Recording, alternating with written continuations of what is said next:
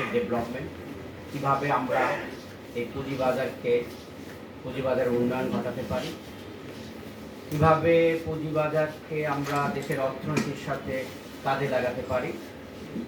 আমাদের মূল উদ্দেশ্য হলো যে পুঁজিবাজারকে যদি অর্থনীতির সাথে সম্পৃক্ত করা না যায়, পুঁজিবাজারের যদি অবদান জিডিপিতে না ফেলানো যায়, তাহলে পুঁজিবাজার কিন্তু আপনি কখনোই ভালো হবে না। কারণ সম্পৃক্ততা একে একটা রেসপন্সিবিলিটিস দেবে, সেই রেসপন্সিবিলিটি থেকে পুঁজিবাজার সামনের দিকে এগিয়ে যাবে। সেই উদ্দেশ্যে আমরা আমাদের বিভিন্ন স্টেক হোল্ডারদের সাথে বসেছি। আমরা আজকেও বসেছি, আমাদের খুব সুন্দর এখানে ডিসকাশন হয়েছে, খুব ফ্রেন্ডলি এনভায়রনমেন্টে আমরা ডিসকাস করেছি। ওনাদের বিভিন্ন বিষয় ওনারা আমাদের কাছে উপস্থাপন করেছে, যে বিষয়গুলোর মধ্যে ওনারা বলার চেষ্টা করছে যে মার্কেটের জন্য আননেসেসারি ইন্টারভেনশন না করা হয়, মার্কেট জন্য নিজের গতিতে চলতে পারে, এটা আসলেই মার্কেটকে দিতে হবে।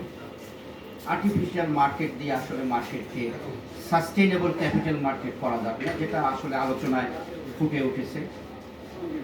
লিস্টিং রেগুলেশনগুলো আসলে কিছুটা রিস্ট্রাকচারিংয়ের দরকার আছে, কিছুটা মডিফাইড করার দরকার আছে, যেগুলো আলোচনায় আসছে।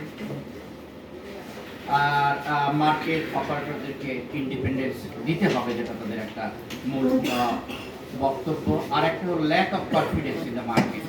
আপনারা জানেন যে দীর্ঘদিন ধরে মার্কেটের উপর একটা কনফিডেন্সের অভাব তৈরি হয়েছে, যেটা হয়তো কারণ হতে পারে আমাদের করোনাকালীন সময়, আমাদের রাশিয়া ইউক্রেন যুদ্ধ, এগুলোর প্রেক্ষাপটে কিন্তু মার্কেটে একটা কনফিডেন্সের অভাব ঘটেছে। আমরা কিভাবে এই কনফিডেন্সগুলোকে বাড়াতে পারি, কিভাবে এখানে কনফিডেন্স সাধারণ বিনিয়োগকারীদের মাঝে কনফিডেন্স ফিরে আনতে পারি, এই বিষয়গুলো আমাদের মাঝে খুব উন্মুক্তভাবে আলোচনা হয়েছে, সেগুলো আমরা বলার চেষ্টা করেছে ওনারা আমাদের কাছে। আর একটা হলো সার্ভেলেন্স সিস্টেম, এটা চলে আসছে যে আমাদের সার্ভেলেন্স সিস্টেমে অনেক সময় অনেক ধরনের আমরা দেখি মিসহ্যাপ ঘটে যায়, আমাদের অনেক কিছু মার্কেটে অনেক কিছু খারাপ দুর্ঘটনা ঘটে। সেই ক্ষেত্রে আমাদের পানিশমেন্টগুলো যদি শক্ত পানিশমেন্ট না হয়, তাহলে সেই ক্ষেত্রে কিন্তু পরবর্তীতে একই ধরনের অকারেন্স ঘটতে পারে। সেই ক্ষেত্রে তারা এই ক্ষেত্রে আমাদেরকে কিছুটা বলার চেষ্টা করেছে যে আপনারা একটু এই দিকে আপনারা খেয়াল রাখেন। হ্যাঁ, আরেকটা হলো আমাদের যে মার্কেটে যারা বিনিয়োগকারী আছে, তাদেরকে কিন্তু ফিনান্সিয়াল লিটারেসিটা তাদেরকে দিতে হবে। এটা একটা ইম্পর্টেন্ট জিনিস, আমি মনে করি ইটস ভেরি গুড থিং। কারণ আমরা অনেক সময় মার্কেটে অনেক কিছু না বুঝে ইনভেস্ট করে ফেলি, তার ফলে ক্ষতিগ্রস্ত হয়ে পড়ি, পরবর্তীতে আমরা হয়তো মার্কেটকে দায়ী করি। কিন্তু এই ক্ষেত্রে আমরা যদি ফিনান্সিয়াল লিটারেসিটা সকলকে আমরা দিতে পারি একটু স্টেপ বাই স্টেপ, সেক্ষেত্রে কিন্তু মার্কেটে কিন্তু বিনিয়োগকারীরা কিন্তু আসলে সুন্দরভাবে তাদের মার্কেট পরিচালনা করতে পারবে, যেটা তারা আমাদেরকে বলার চেষ্টা করছে এখানে। আর একটা যেটা বলা হয়েছে ক্যাটাগরি, বিভিন্ন জেড ক্যাটাগরি বলেন, এ বি সি ক্যাটাগরি যাই বলেন না কেন, এগুলো আসলে এই ক্ষেত্রে আমাদেরকে কিন্তু সুচিন্তিতভাবে কাজ করতে হবে। হঠাৎ করে মার্কেটের একটা খারাপ অবস্থানে এই ক্যাটাগরিগুলো যদি আমরা এক্সিকিউট করতে যাই, মার্কেট কিন্তু সামনের দিকে আরও একটা বিশাল ধস নেমে আসতে পারে। আর একটা জিনিস আমাদের বলা হয়েছে, যে জিনিসটা ওনারা বলার চেষ্টা করেছে যে ক্যাপিটাল গেইনের উপর আসলে কোনো এক্সট্রা ট্যাক্স ইম্পোজ না করাই বেটার, যে জিনিসটা বলা হয়েছে।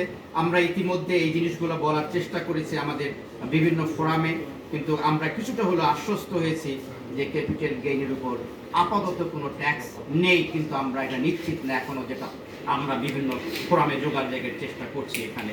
আরেকটা জিনিস হলো, আমরা জানি যে আমাদের সিসিবিএল কিন্তু একটা ইম্পর্টেন্ট একটা আমাদের মার্কেট কম্পোনেন্ট।